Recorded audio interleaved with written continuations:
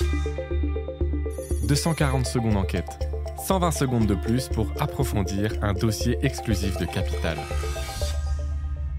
En France, un pot de Nutella se vend toutes les 2,5 secondes. Son fabricant, Ferrero, est aussi derrière les marques Kinder, Tic Tac, Raffaello, etc. Comment ce groupe familial discret, né dans une boulangerie italienne, est-il devenu un géant mondial? Capital a enquêté.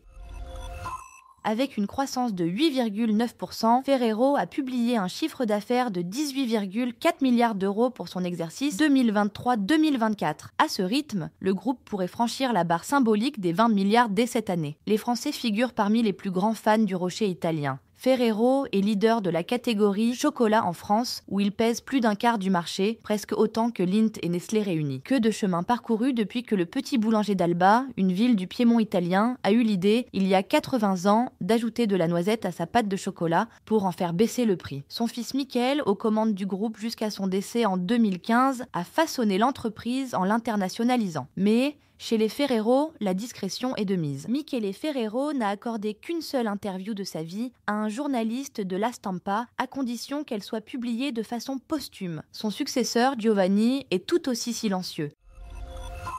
Alors, quelles sont les recettes du confiseur ? L'innovation est le principal moteur du groupe. Ferrero place chaque année ses nouveautés au rang des meilleurs lancements produits. En 2023, par exemple, ses gaufrettes Kinder Tronchi et ses glaces Kinder Chocolat étaient entrées dans le top 10. En 2024, l'Italien a fait un carton avec sa glace Nutella qui a fait fondre les consommateurs et lui a rapporté plus de 15 millions d'euros en seulement un an. Et ce n'est pas fini, puisque les derniers mois ont vu débarquer le Nutella vert pour les véganes ou les bonbons Tic Tac Tout à double goût. Autant de lancements permis par la taille des équipes de recherche et développement, composées de 2000 personnes à travers le monde. Ces chercheurs anticipent même les effets du réchauffement climatique. Alors qu'avec les températures élevées, les fameux œufs en chocolat Kinder pourraient fondre tous les étés, ils ont inventé le Kinder Joy, une crème dessert au lait et au cacao qui se déguste à la cuillère.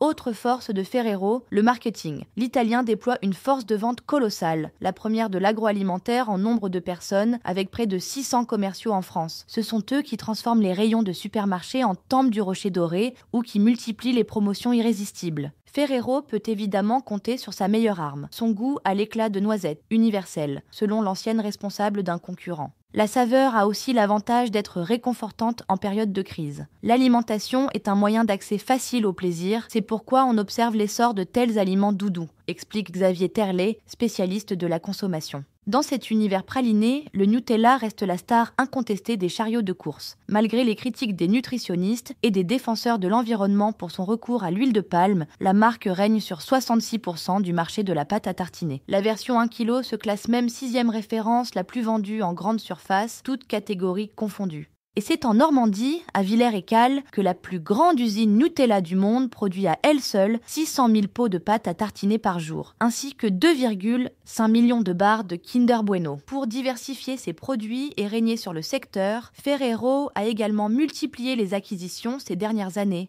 Le Belge Delacre, Michel et Augustin, ou encore Eat Natural. Envie d'en savoir plus sur les secrets de Ferrero ? Retrouvez sur Capital l'intégralité de cette enquête, signée Angélique Vallès. Ce podcast a été écrit par les journalistes de Capital et mis en voix par une intelligence artificielle.